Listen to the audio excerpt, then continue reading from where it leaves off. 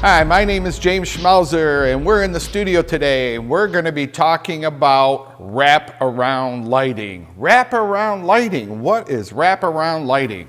Well, wraparound lighting is when you have a light source really close, and it's so close that somehow it tends to go all the way around to the other side of the face and fills in the shadow all from one light. But sometimes it goes really wrong when you're not putting the subject at the correct spot. So I have a couple things that I wanted to run by you today that might help us to figure out how to get better control out of your light. Okay, first principle is light in close falls off fast. If you get the subject really closer to the light and it's changing its f-stops of brightness rapidly, you could put a meter here and it'd be f64 right here, 45 an inch away, but then 32 is taking up 3 inches, 22 is taking up this area, 16's all this, 11's all that. So as the subject gets farther away from the light source, the light's had a chance to spread, so it's not falling off so rapidly. So I saw an Instagram post this morning and the photographer was showing how to use a meter. So the photographer metered the face and the exposure was correct, but her arm was 4 stops overexposed because the subject was so close to the light.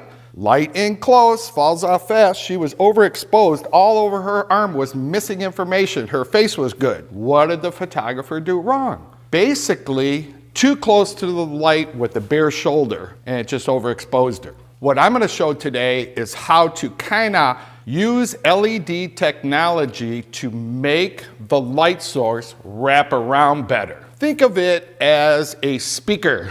You're listening to sound and you're so close to the speaker, your right ear is getting all the sound, your left ear can't because it's not wrapping around. It's not, the lighting is not getting to the other ear. The sound is not getting over there. So the first most important thing is the placement of your beautiful model or your subject. If this was a speaker with sound, would you put the right ear right next to the speaker and think that the left ear is ever going to hear any sound? No. So you back it up behind the speaker, try to get the sound to go around. Back the subject up behind. Can you see where she's placed? There's a science behind where I've placed her, how far away she is, and the way that the lighting is tweaked to get the light to wrap around. So let's take a look at the inside of this softbox, how I've used LED technology to let the light wrap around more to get to the basics, which is both sides of her cheeks are the correct identical cheeks. Pretend they're mountains. You got a mountain there and a mountain there. Highlights, anything you light will project. Anything that goes into a shadow is going to recede.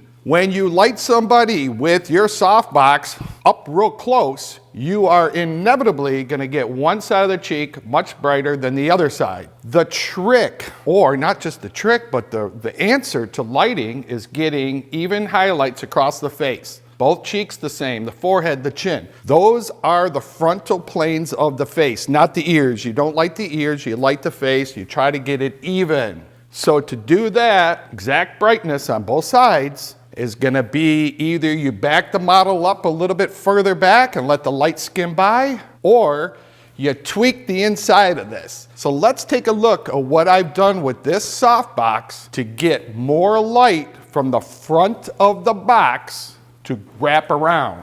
When it's wrap around lighting, this part here can't be brighter than the front part of the light, right? It's going to hit here and nothing's going to get over to here. Again, if it's sound, how do you get the sound into the other speaker, right? How do you get the speaker over here? If you had headphones and your headphones are over here, how do you get that sound to come around? Let's take a look. Now I got to rip this thing open. We're going to show what's in here. Now we're into the latest technology, which is LED these flexible panels that are made by Wescott. We can refrain from using a light source in the center of the box, because what's happening is when the light is in the center, sometimes you have dead areas in the box that you're not using. So by doing this, using these LEDs, I can slide these panels in here, and now by dimming them, I will make these two that are closer to the subject less intensity than the two that are up in the top corner up there, because what's going to happen is it's going to wrap around. Back to sound. When you do sound recording and it's coming out of a speaker and your subject is right next to the speaker, how is the other ear going to hear that sound? I would have turned up the left channel louder than the right channel to make up. That's why they have panning on a stereo system. Lighting is pretty much the same as sound. Somehow I got to get that brighter portion of the light. The front end of a softbox is the part that wraps around. Remember when we had rectangular softboxes and we would flip it rectangular or landscape to get the front of the box to wrap around? But the problem was the light was stuck in the middle. There's still a dead spots on the edges of the box by us taking these panels. Now, you don't have to use the same size panels. There's little ones. You could put little ones in a smaller box. But I'm telling you, this is where we're headed, is where we will have these LED panels in the boxes. We'll be manipulating where they are. Because think about it for a minute. I could take the bottom one and do an uplight. I don't need a reflector. I could turn this up and get the light to come up. I can tone this down. I can make that brighter up there and make that come around. When you start getting into the ones that have different color temperatures, I can make a sunset.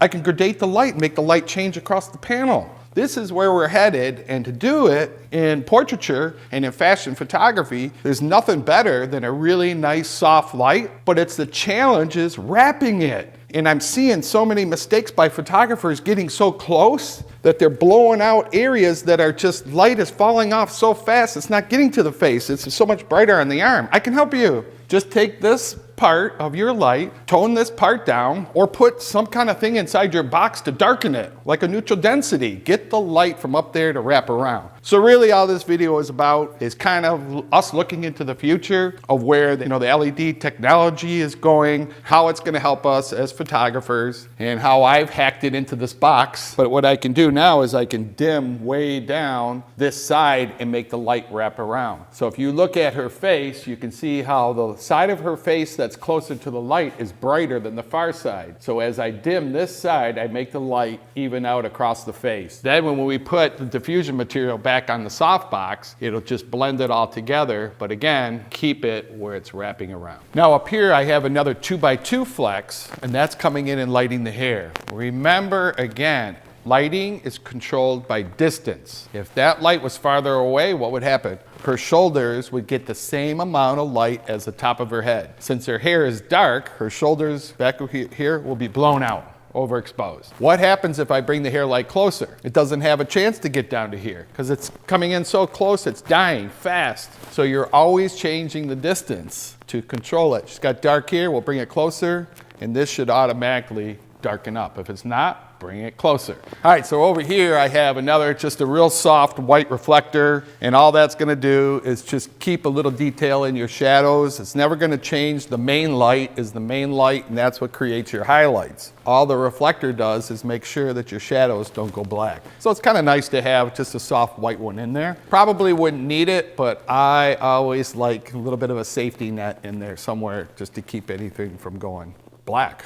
All right, so we're still here, we're still shooting, but what I want you to take note on is look how the brightness of her bare shoulder. Nobody does this. Everybody tells them put a full sleeve on so they can handle the light up close like this. This is bare shoulders and it's not blown out. It's the same brightness as both sides of her face, or both cheeks. Again, that's by watching how your light is wrapping. And if you got it brighter up to the front instead of back here, it'll wrap around and this won't get blown out. If your arm's getting blown out, you're too close to the light. Or remember in the beginning when I was talking about too close to the speaker, this ear's getting all the sound, this one isn't getting anything. Try to figure out how to get the sound to come around to the other side. Sound and lighting, exact same thing. You have a microphone in the room, everybody's talking. Put the mic in the middle, you hear everybody. Move the microphone closer to the source, who's ever speaking. The room diminishes, you can't hear anybody else. Lighting's the same. Bring the light close, nobody else is gonna get light. The room will go black. Back it up, everybody gets the same amount of light. Wraparound lighting is when the front portion of the light wraps around, or of your speaker. Turn that speaker up higher than back here, and the sound will go to the other ear. So I hope you enjoyed these videos. Subscribe, follow me on Instagram, James Schmelzer Workshops.